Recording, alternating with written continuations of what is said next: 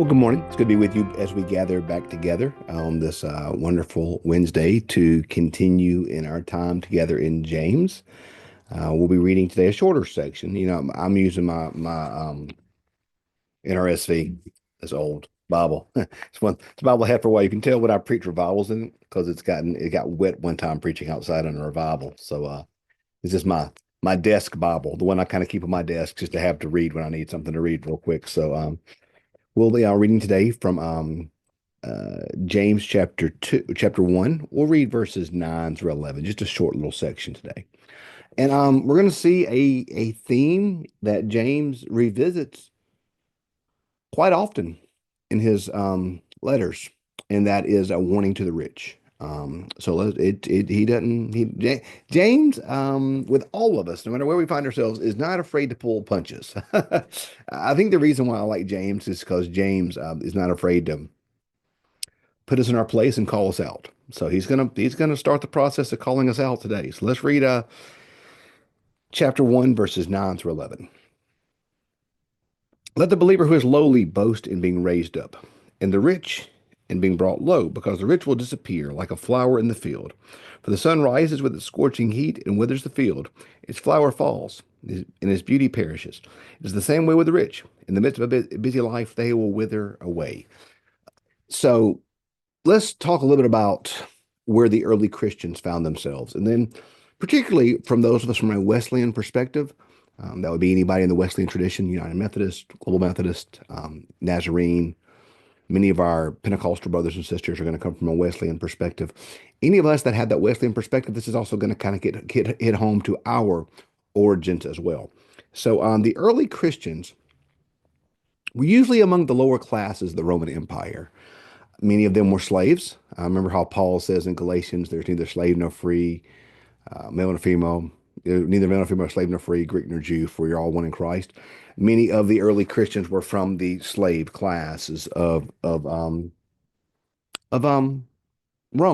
You see early on among the Jewish believers how many of them were persecuted. I remember one of the commands that was given to Paul when he began to go among Gentiles and preach. One of the commands that the Jerusalem church had for Paul was that just you need to remember the poor.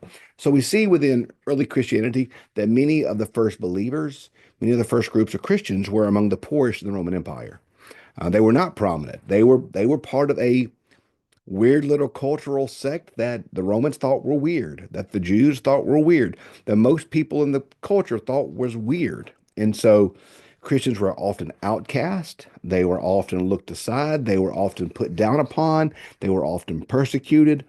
Being a Christian in the early days of the church was a very difficult cultural decision that may, in fact, cost you. It was not at all uncommon for being a Christian meant that you would not be able to work.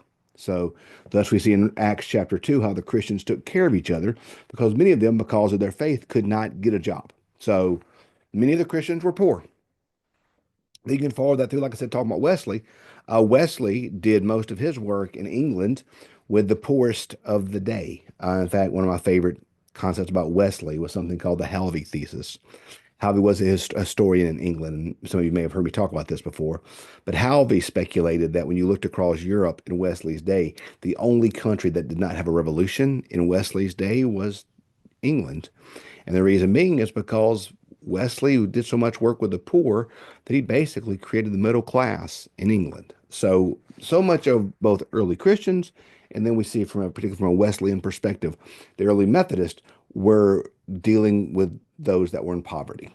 So what's happening here is that James is writing to a group of Christians that we're going to be pretty poor. We're going to see this being a common theme. We're going to see this in chapter 2. We're going to see this in chapter 5. We're going to see this in chapter 4. We're going to see this theme come up again. We're going to see this theme come again. Hey, just be careful. Just be careful. Don't sell your soul for riches. Don't sell your soul for riches. And don't treat people different just because they're rich. You're going to see that theme over and over and over in James. Because for James, what matters is not going to be the amount of wealth someone's accumulated.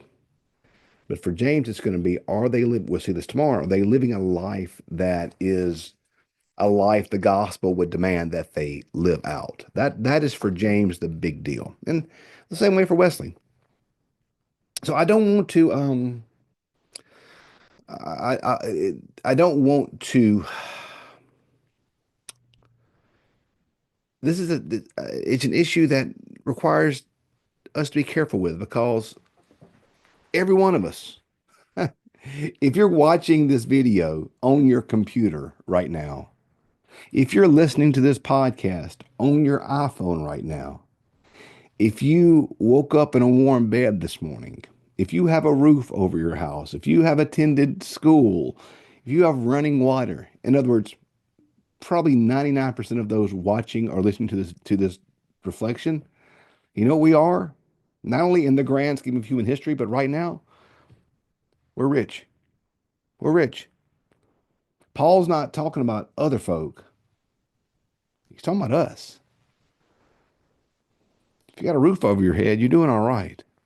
If you have a car that runs, you're doing all right. If you have enough food to eat, you're doing all right.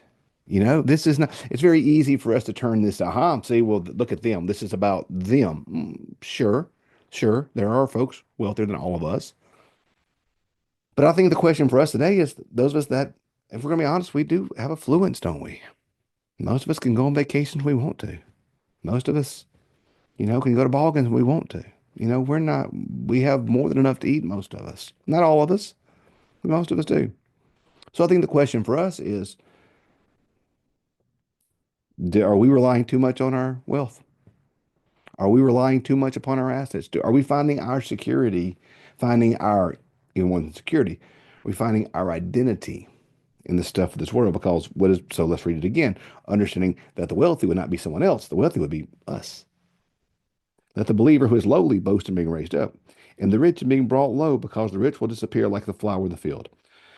For the sun rises with its scorching heat and withers in the field. Its flower falls, its beauty perishes. But in the same way with the rich, in the midst of a busy life, they will wither away. So we need to be very careful that we are not finding our identity, finding our worth on those flowers that wither away when the sun scorches. But that we are finding our worth, we're finding our identity, we're finding our value, we're finding our place in that which is deep, which is our identity in Jesus Christ. That we are drawing deep into the roots of who Jesus Christ is. Remember the parable of the sower that Jesus talks about in the Gospels, where it's the ones that had deep roots that were not that grew and produced fruit, but the ones that had very shallow roots that were choked away. So when it shot up real good, and when the troubles of life came around, it choked it away and they died. We want to make sure that we have the type of roots that last, that sustain us, that give us what we need for the time of life. So all of us, it's so easy. It's so easy for us to find our identity and stuff in the stuff of this world. Because the stuff of this world is tangible and touchable. The stuff of this world is stuff that, that is tempting. That it's so tempting to find our identity in our cars and our jobs and our 401ks and our zip codes and all that type of stuff, which, that God can use all these things. But our identities are found in that, friends. And I think that's why for James is big on not being friends of the world, but focusing on God alone. And I think that's why sometimes we're not careful. The wealth that we have, the wealth that we have can bind us tightly to anything but Jesus. We fall in love with that more than we fall in love with Jesus. So be careful. Let us who have much be brought low and think about where our identity is truly found. And that don't ever find your identity in something that you can lose.